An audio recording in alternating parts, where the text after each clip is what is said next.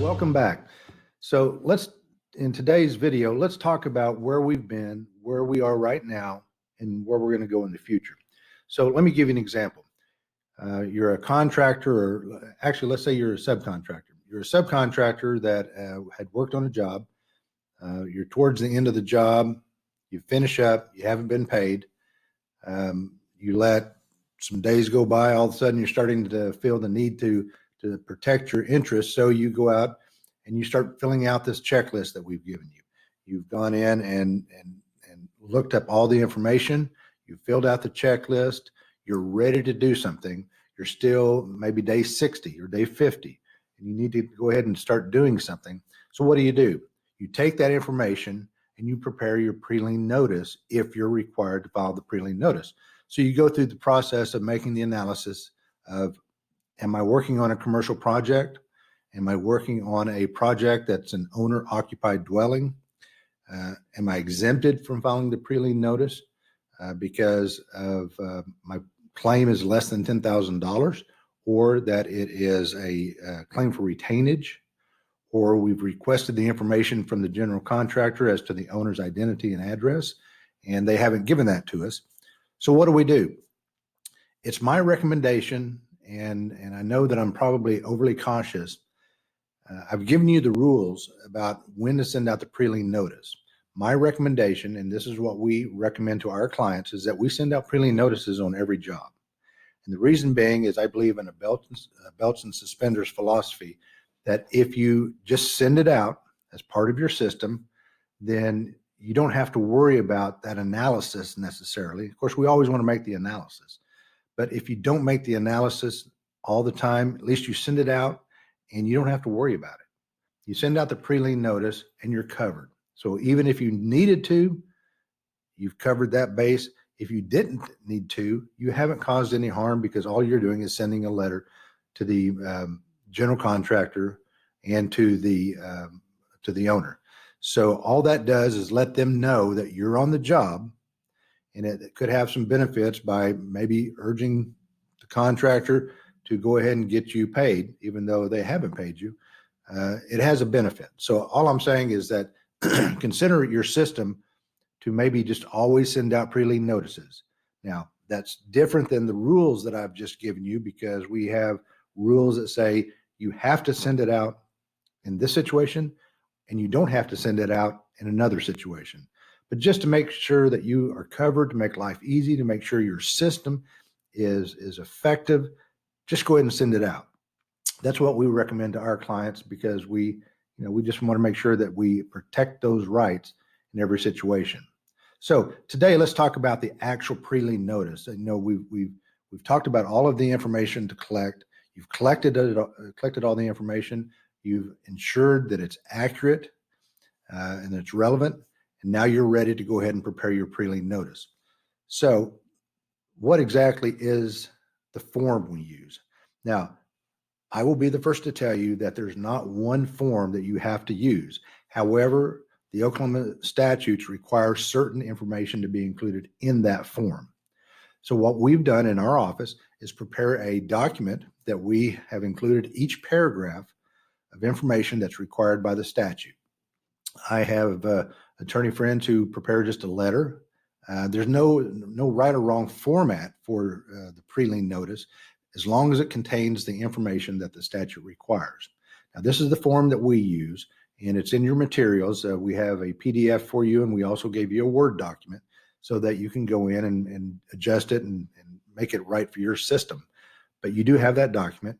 There's no requirement to use it. Don't use it if you don't want to. Modify it however you want to do it, as long as this information is in the Prelien notice. Now, what's interesting is that the checklist that you've filled out already has everything you need to fill out this form. And the beauty of this form that we use is we've created pockets for you just to fill out. So what we've done is we've created the form, and we've created a red field for you to fill in. And it's very easy once you take that checklist, set down next to you, and you go through there and you go through and fill out the red fields that need to be filled in. And when you're done, you have a completed Prelien notice. So what we want to do today is to go over the Prelien notice, and I'll show you exactly what the statutes require. The first paragraph, we always inform the general contractor and owner that the notice is a pre-lien notice pursuant to Title 42, Section 142.6. You always need to have that in there to inform them what this document is. The next paragraph is to complete the name or the address and telephone number of the name of the claimant, and you are the claimant, and then insert your address and telephone number. Now, this lets the owner and general contractor knows who's worked on the project and who has supplied materials. It's very simple because you already have that information on your checklist. You've gone to the Secretary of State or whatever document you have, maybe your corporate documents, to find out your actual legal name recognized by the state of Oklahoma, and you put in your address and telephone number. Now, that's to give the owner and general contractor notice of who you are and that you're on their job. Now, the next paragraph is to identify the materials that you're supplying or the work that you're doing. And you can see that that we also will list the address of the property, because if you'll remember, the key to a mechanic lien system is to identify who, what, when, and where. You've already identified you. Next, we're going to identify the property that we worked on, and we're going to identify the work that we did or the materials that we supplied. So you can see in paragraph 3, you simply have some red fields that you fill in, the address of the property. You want to list the county of where the project is, because the county is where the mechanic lien is going to be filed, where the project is located. And then you want to put in the physical address, and then you also want to put in the legal description of the property. Now, again, you've already done all of the hard work to get there, and you've prepared that information. You just simply lift it out of the checklist and put it in your pre-lien notice. And then next, you itemize and describe the labor or services that you provided or the materials you supplied to the property. Now, here comes a question that I get from a lot of people. How detailed do I have to put in the description of the work I did? And I believe the more description you can provide, the less ambiguity you'll have, and there will be less chance of a fight down the road. So if you have a scope, just like in when we prepared that in the checklist, we went through the same analysis. And so the information you put in your checklist, pull that out, drop it into the pre-lien notice, and you're done with that paragraph. The next paragraph, again, is to identify the last day that you provided labor or services to the project. And again, this all gets back down to this philosophy that we talked about, that you have to have a deadline, 75 days, to send the pre-lien notice from the last day of work. And the statute requires that you list the last day of work. Now, we've already, again, gone through that analysis of what is the last day of work. So you've already done all the hard work. Just lift that date out, put it into the field, and you've satisfied that requirement. Now, the next paragraph is again, this is a paragraph that's in the checklist of who requested the materials to be supplied or the labor to be supplied. And again, we've already talked back in past videos, is it the actual person, the physical person who asked, or is it the company? And again, it's my belief that as long as you put the company that you contracted with in that paragraph, you'll satisfy that requirement. And simply, this is to let the owner know who hired you. Okay, the next paragraph is the owner of the property. Again, who, what, when, and where. We want to make sure we identify everyone that was within this transaction that we've been involved with, and we need to identify the owner of the property. We want to identify the owner's address and telephone number if we have it, and list that in the fields. And again, you have that information in your checklist. And again, we want to identify the original contractor, same as the owner. We want to list the original contractor.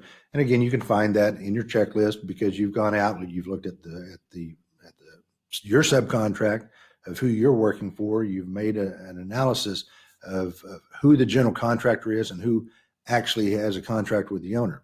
Now, this becomes important because if you're a sub-tier contractor, subcontractor, or 2 or 3 down the line, you may need to do some research. which you've already done in your checklist, to determine who the original contractor is, because you have to give the notice, send the Prelien notice to the owner and general contractor. You have to send it to those two.